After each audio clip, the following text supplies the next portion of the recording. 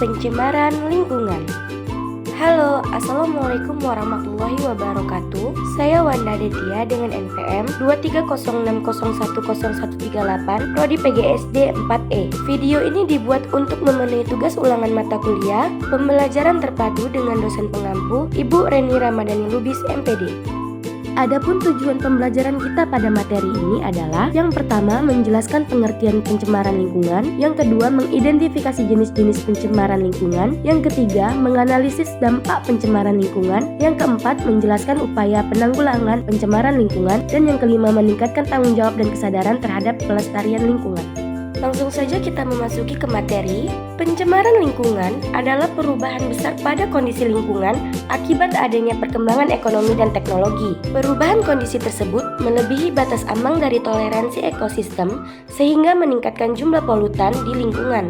Artinya, masuknya zat energi atau komponen lain ke dalam lingkungan yang menyebabkan kualitas lingkungan menurun. Adapun jenis-jenis pencemaran lingkungan sebagai berikut. Yang pertama, pencemaran udara. Yang kedua, pencemaran air, dan yang ketiga, pencemaran tanah. Baik, langsung saja. 1. Pencemaran udara. Pencemaran udara adalah salah satu kerusakan lingkungan berupa penurunan kualitas udara karena masuknya unsur-unsur berbahaya ke dalam udara atau atmosfer bumi. Pencemaran ini disebabkan oleh asap kendaraan, asap pabrik, atau pembakaran sampah. Nah, dampak dari pencemaran udara ini adalah sesak napas, penyakit paru-paru, dan pemanasan global.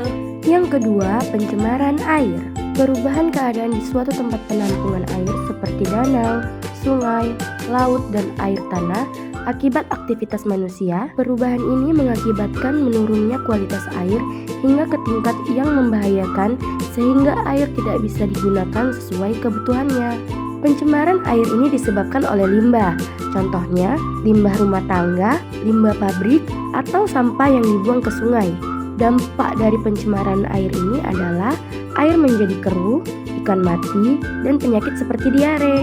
Yang ketiga, pencemaran tanah. Pencemaran tanah adalah keadaan di mana bahan kimia buatan manusia masuk dan mengubah lingkungan tanah alami. Pencemaran tanah ini disebabkan oleh sampah, plastik, pestisida, atau limbah industri. Nah, dampak dari pencemaran tanah ini adalah tanah menjadi tidak subur dan tanaman sulit untuk tumbuh.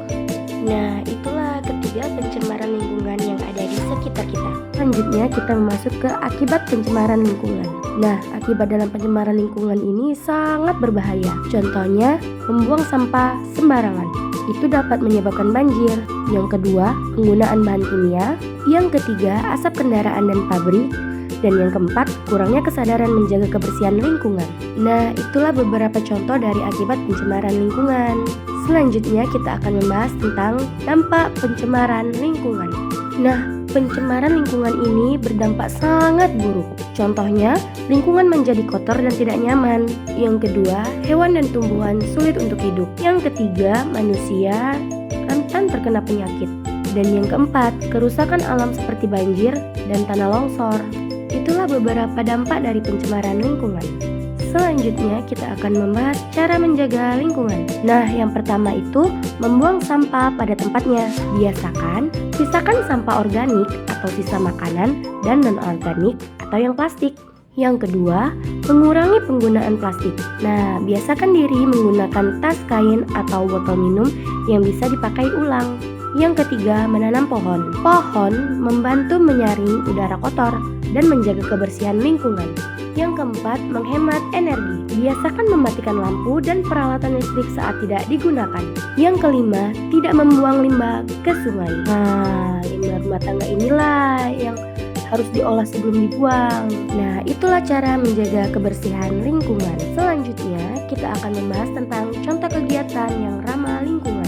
Nah, kegiatan yang pertama yaitu mengikuti kegiatan bersih-bersih lingkungan atau bergotong royong. Yang kedua, membuat kompos dari sampah organik. Dan yang ketiga, menggunakan transportasi umum atau bersepeda untuk mengurangi polusi udara dan longsor. Nah, itu tadilah contoh kegiatan yang ramah lingkungan. Sampai sini sajalah pembahasan kita pada hari ini. Semoga teman-teman semua paham dan patuh terhadap lingkungan. Terima kasih. Assalamualaikum warahmatullahi wabarakatuh.